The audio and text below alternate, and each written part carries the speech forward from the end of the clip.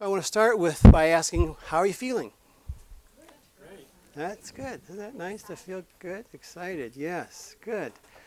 So just take a nice big breath. Just breathe in and let that go.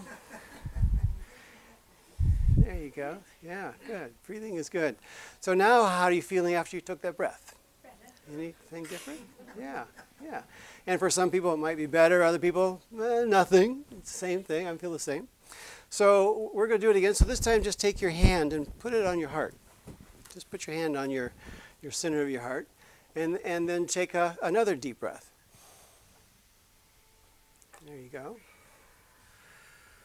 Now notice if that has changed anything. So keep your hand on your heart. We're going to do another breath. This time when you inhale, I want you to breathe in the word joy. And when you exhale, breathe out the word joy. So breathe in joy. And breathe out joy. And we'll do it just one more time. Breathe in joy. And then breathe out joy. Now notice what you're feeling now. You can put your hands down if you'd like. There might be a change there for you. You might feel kind of a sense of calm, or might feel, oh, that was kind of warm, having my hand on my heart, or that's an interesting sensation. So as we go through here tonight, what I'd like you to do is just be aware of what you're feeling. I also want you to be aware of, are you breathing? A lot of times we don't breathe. We get excited or we get scared and we kind of stop breathing. And we do that for a lot of reasons. One is if we're basically animals, so if we're going through the woods and we hear a little ch-ch there in the bushes, we have to stop breathing, so we have to decide, is that something we can run from, or are we going to fight that? So in our society, a lot of times we're feeling a lot of anxiety and a lot of tension and stuff. So we kind of stop breathing. In order to feel, however, we do need to breathe. So just take another breath. Just get a sense of what it feels like to breathe. We are in a safe place here tonight, so just be gentle with yourselves.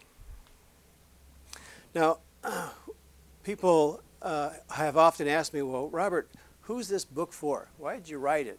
And who is it for? So just want to kind of highlight some of the people that I had in mind when I was writing this book. And first, it was for that teenager or that adult that would be looking into the mirror and they'd say some very terrible things about themselves, some really self-hating things. And then they would look across the room and see someone that maybe they wanted to make a connection with or have an encounter on some level. But they didn't feel like they were quite good enough. I wrote the book for that person.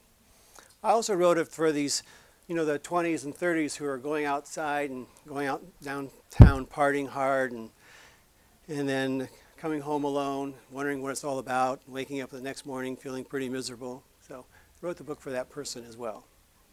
And then that person who's about 37 years old. And, by 37, we're supposed to know who we are and what it's all about. And yet, here I've got a job that I don't like. I feel unfulfilled. I'm not making enough money and don't have a relationship.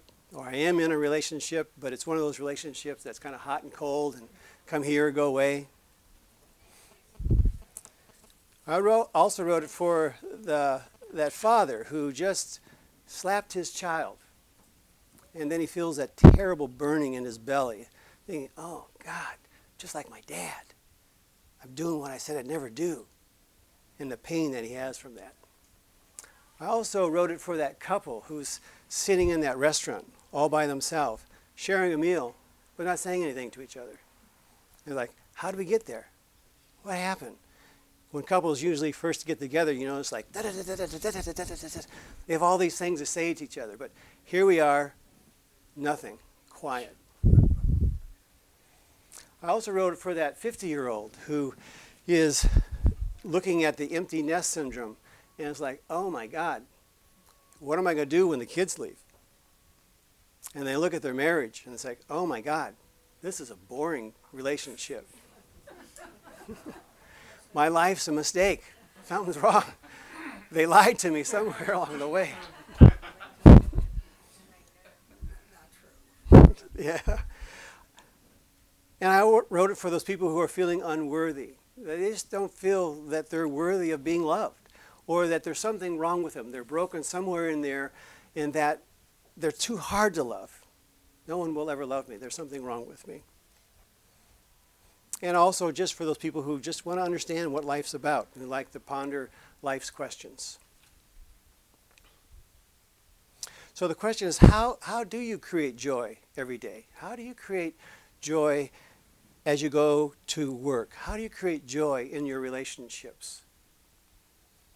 So that is the theme and the kind of the question that I ponder and I work with in the keys to joy-filled living. And there's lots of answers, maybe too many answers. In fact, when I wrote the book, the publisher said, "This book's too long." So I actually had to cut the last third of the book off, and it's called free bonus materials, which is on the website. So